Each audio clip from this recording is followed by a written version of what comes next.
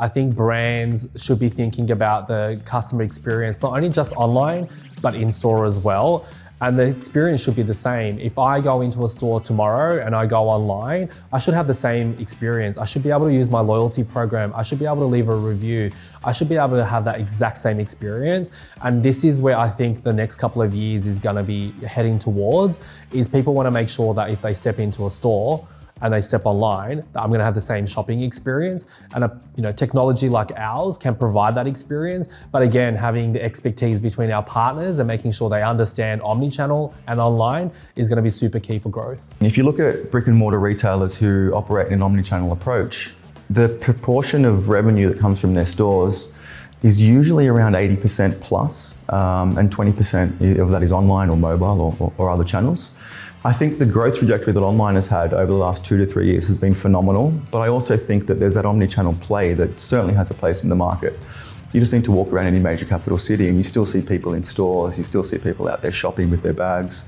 I think it's part of the entire customer journey, and I think tying that all together for the customer in a seamless approach, in a seamless way, I'm not sure anyone's really nailed it to date, so I think there's a real opportunity there. The brands and retailers that are using data the best are the ones that are already integrating omnichannel. For those that are not just direct to consumer, they're already integrating omnichannel to understand how can I reduce or mitigate the rising cost of acquisition for those customers by communicating digitally. How do I go through those transformations? Now, I've seen lots and lots and lots of global retailers, the traditional bricks and mortar, spend hundreds of millions of dollars over the years trying to get to that point. They're well on their way.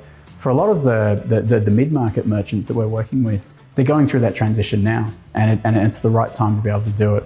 So what works well is making sure wherever your customers are, that you're integrating that data and then using that to inform, how do you use that to get to where you're going? It's interesting. So Klaviyo was born out of a data platform, and the founders are quite open about that. It was about consolidation of data into a single view. And then email kind of came on the back of that. It was about, yes, we now have the data, but how do we use that data to connect with the consumer via their email at the time?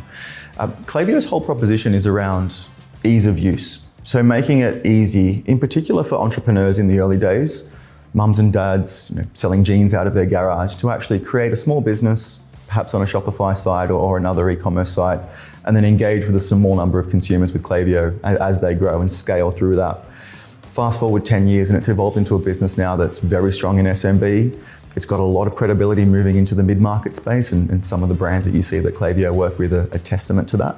But I think the real appeal for the mid-market and enterprise e-commerce and retail customers is the ability of integration. It's about, I use Yotpo for reviews, I use X for email, I use Gorgeous or Zendesk for customer service. The connection between those platforms and those systems makes it much easier for those big organizations with bigger teams to engage more easily with their consumers. And I think as that continues to scale and grow, and as the product set evolves and becomes more rich, there's only more of that to come. Some things that Klaviyo's already working on, which are just absolutely critical to continuing to stay with merchants and get them ahead. One part is omnichannel. So, how do you integrate omnichannel data and make the most of that? One of the paths to that, and something I'm particularly excited about, is their development as a CDP, a customer data platform, which, as you move from small to medium business into the higher end merchants and retailers, it's really, really important that you have that capability to bring some non-traditional data sets like offline customers from bricks and mortar stores in there. That then leads to things like being able to build intelligence suites that provide online and offline metrics from the one place. It's so critical as you see, of course, more and more merchants and retailers heading into that space. We are seeing a lot of cut through now in the mid-market enterprise space. We've just onboarded Kathmandu, Ripcurl, Patagonia, Gilique, General Pants. They're all mid-market enterprise brands that are really looking for that innovative technology, and also support from our partners like the Growth Gurus to really drive that omnichannel experience as well. So we are seeing that they are hungry for innovative technology, they are hungry for change, and there's nothing on the market at the moment that can actually help that appetite. So we are seeing a huge influx of those mid-market enterprise brands knocking on our door and wanting to work with the best.